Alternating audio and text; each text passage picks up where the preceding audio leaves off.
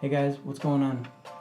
So today, I was going to put together a vlog episode for you guys, but I ended up just sitting here at the desk, which was really boring and not fun at all. So instead of showing you me emailing clients and invoicing, I figured we'd kind of go over the gear that I bought.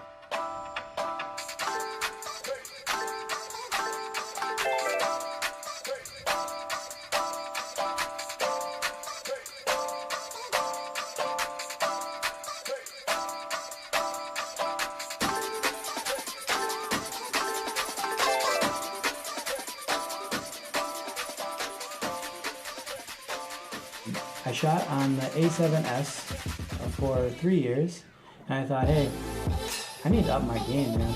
So I picked up the A7R3.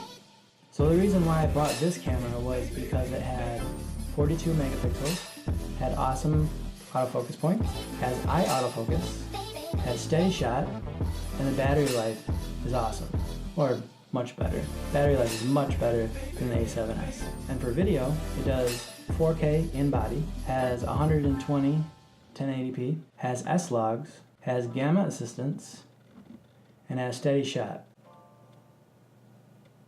So yeah, that's why I bought it. I haven't been able to afford another camera, so I needed to make sure that the camera that I use for vlogging and my professional work totally stood up to every task that I could do. So for my lens for vlogging, I decided to go with the Sigma 19mm 2.8. It is a crop frame lens, so it will crop in on me. It does a pretty good job. There has been some reviews where you have some focus fluttering, which I thought maybe it might not be a big deal. For a lot of my shots, it never happened. And I was like, maybe I got the good one on the market or something, I don't know. But it ended up happening because I still got that. I don't know if you guys can hear that, but there's a little bit of a shake in there. It does the job, is what I should say. It's a step more than what I had. Before, I did not have a lens that I could stick this far away from my face and make sure that I get my face all in it. I have other lenses here. They're Rokinon lenses. They're all manual focus lenses and stuff like that. I needed something that had autofocus, and I needed something that was budget friendly. So I ended up picking up that Sigma for like, I don't know, 130 bucks or less, maybe 100 bucks. I don't even remember. But it does the job for now. For my microphone, I picked up the Movo VXR10, which has some good reviews, don't get me wrong. It's not a Rode microphone. Everybody likes the Rode. But it does the job for the most part. I've had a few issues with distortion, and I'm not sure what it's coming from. If it's coming from the body shaking too much, or if it was wind, me jittering. It doesn't seem like it should be jittering.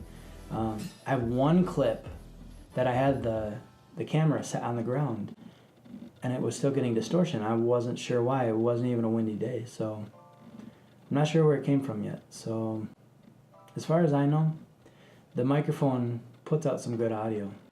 So for my mobile stand or mobile tripod, I just got the GorillaPod. I mean, every vlogger picks up the GorillaPod, right? So I figured, why not? Just might as well just follow suit.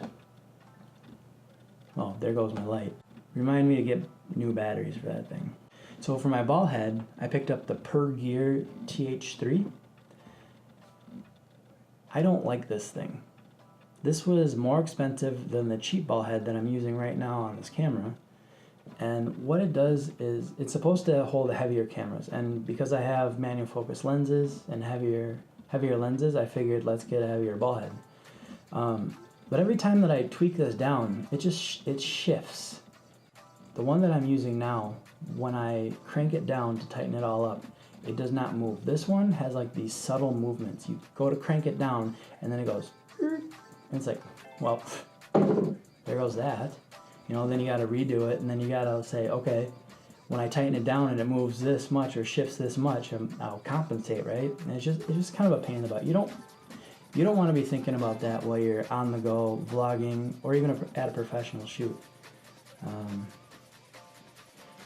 So for the camera body, I needed it to do multi-purpose things. I needed to be able to do a photo shoot. I need to be able to do a video shoot. I need to be able to do time lapses.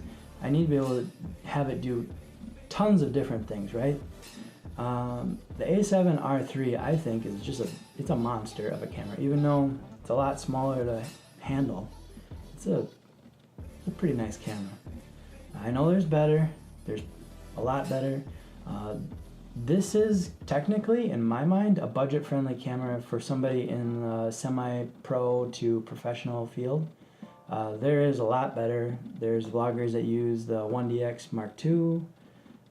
Then there's vloggers that use, the Sony 5100. No big deal. So just stick with the gear that you know, stick with the gear that you can afford, and just get out there and start shooting. Make sure to subscribe, press that bell icon, comment, like, and share. I need it. I only have 120, 30? Let me see. YT count. Go download that app if you're a YouTuber. That guy's awesome. I have 185 subscribers, so I need a few more, like 900 more, to be able to make this worth it. So please subscribe to my channel. It's only going to get better from here. So we will talk to you later. Ciao.